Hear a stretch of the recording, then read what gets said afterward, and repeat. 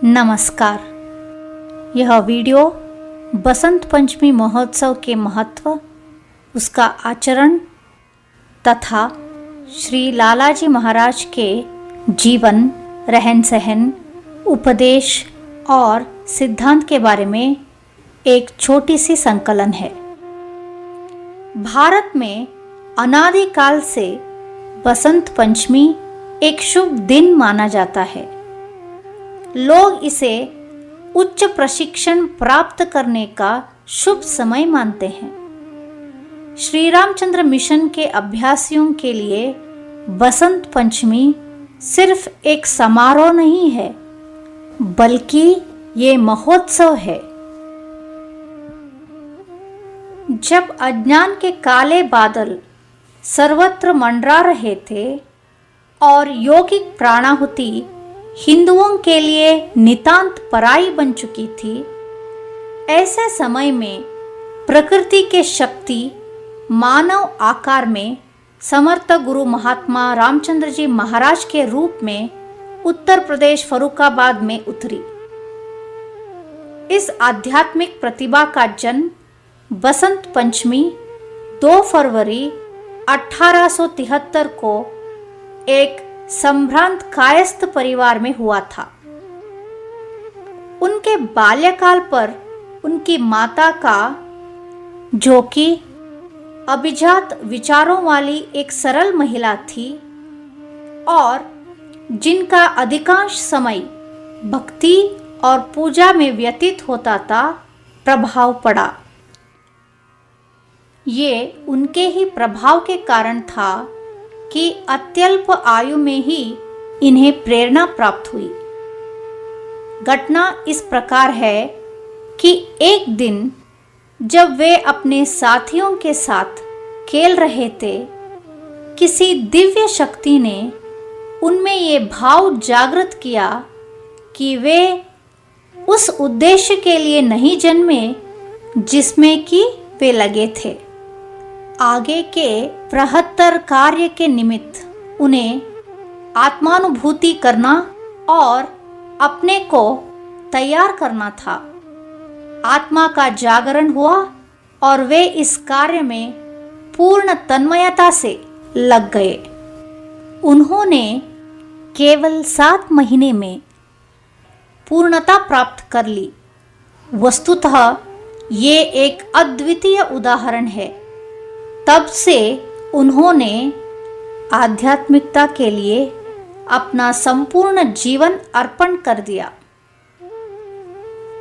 अब हम श्री लालाजी महाराज के रहन सहन, उनके उपदेश और सिद्धांत के बारे में जानेंगे। बाबूजी महाराज के आत्मकथन दिव्य आदेश एक इश्तिहार से प्रारंभ होती है, जिसको लिखने वाले थे लालाजी महाराज के एक शिष्य जो शाहजहानपुर निवासी थे। उन्होंने उसमें कहा है कि मिरासे पिदर ख्वाही इल्म पिदर आमोश, यानी यदि पिता की जायदाद की इच्छा है तो उसकी विद्या भी सीखो। प्रेमी भाइयों, आप साहिबान की खिदमत में हजरत क़िबला श्रीमान महात्मा रामचंद्र जी साहब मुतवतिन फतेहगढ़ कैंप के रहन सहन की बाबत मुख्तसरन अर्ज है। उम्मीद की मुहब्बान व पैरवान हजरत क़िबला बतवज्जो खास अमल फरमाएंगे ताकि खुद फायदा उठाएं और दूसरों को अपने अमल से फायदा उठाने का जरिया बने। हजरत क़िबला का उसूल अव्वलिन यह था कि जो कौल वो फेल और जो फेल वो कौल, यानी जाहिर बातिन एक सा होना। कभी किसी दोस्त, अहबाब, प्रेमी से किसी चीज की फरमाइश नहीं की, अपने नफ्स पर तकलीफ गवारा की, मगर किसी से सवाल न किया। मिरासे पिदर ख्वाही औसाफे पिदर आमोज, यानी यदि बाप की जायदाद चाहिए तो बाप के गुणों को भी सीखो।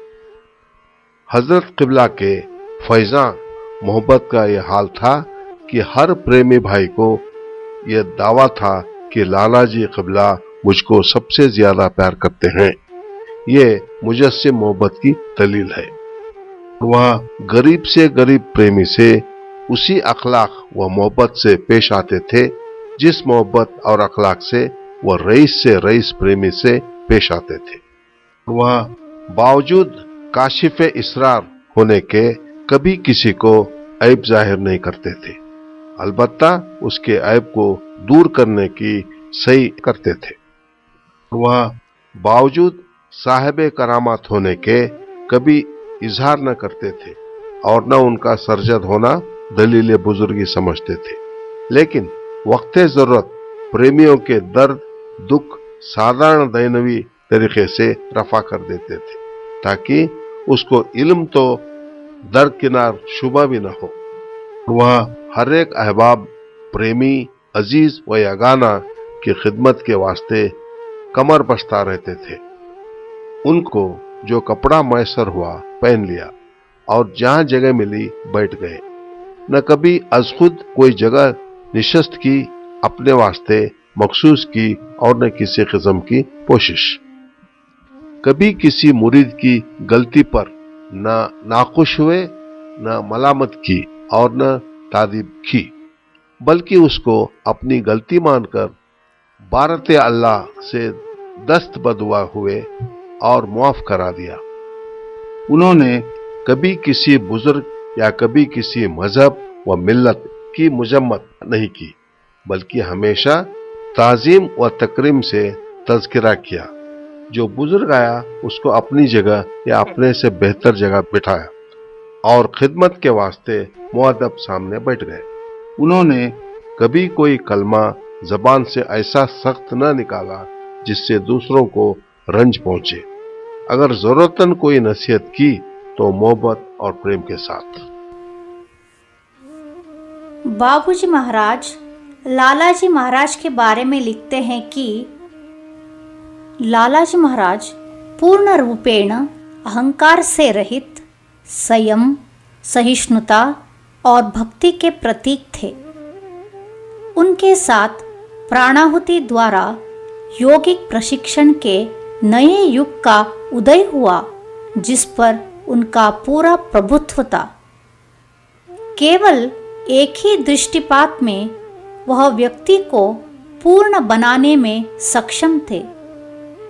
ये वही थे जिन्होंने ये संभव कर दिया कि केवल एक ही जीवन में मनुष्य पूर्णता प्राप्त कर ले, और वो भी गृहस्थाश्रम में पारिवारिक जीवन बिताते हुए। वह कहा करते थे कि गृहस्थ जीवन के कष्ट और दुख आध्यात्मिक उपलब्धियों के निमित्त तप और त्याग है। उन्होंने बहुत बड़ी सीमा तक आध्यात्मिक प्रशिक्षण की विधियों को सरल बना दिया था और उन्हें समय की आवश्यकताओं के अनुकूल ठीक कर दिया था।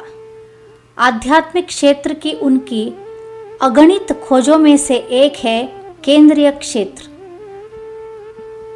लालाजी महाराज उर्दू, फारसी और अरबी के प्रखार पंडित थे और उन्हें हिंदी तथा संस्कृत का विशद ज्ञान था। उन्होंने महत्वपूर्ण ऋचाओं की बड़ी सुंदर व्याख्या देकर तथा वास्तविकता को प्रकाश में लाकर वेदों के अब तक के गुप्त भेदों को खोला। विवादास्पद पद समुदायों और शब्दों को जिनका प्रयोग सामान्यतया आप्त ग्रंथों में हुआ है पर जो आमतौर पर गलत समझे गए हैं, आसानी से समझ में आने वाले ऐसे स्वनिर्मित शब्दों द्वारा इतने सरल ढंग से समझाया करते कि वास्तविक ज्ञान जन सामान्य की संपत्ति हो जाती थी। लालाजी सदाचार के बारे में विशेष चुस्त थे। उनका बड़े स्पष्ट शब्दों में कहना था कि आत्म साक्षात्कार सदाचार के प्रमाणित नैतिक नियमों के पालन के बिना संभव नहीं। वे अनैतिक व्यक्तियों के संसर्ग और उनके साथ सत्संग करने को भी मना करते थे। उनका निश्चित निर्देश होता कि संग उन्हीं व्यक्तियों का करना चाहिए जिनका हृदय ईश्वर प्रेम से लबालब भरा हो तथा जो दूसरों को उससे प्रभावित कर सके। उनके विचार से संत के लिए 3 चीजें आवश्यक थी। 1 स्थायी शारीरिक कष्ट, 2 आर्थिक संकट और 3 निंदक। उनके ख्याल से आध्यात्मिक पूर्णता 3 बातों पर आधारित है। 1 गुरु के प्रति प्रेम, 2 गुरु के साथ सत्संग और 3 गुरु के प्रति आज्ञाकारिता।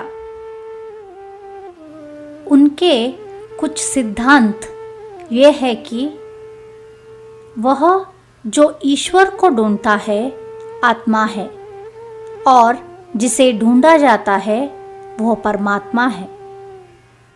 मनुष्य की आत्मा उसकी विवेक शक्ति के अनुपात में स्वच्छ होगी।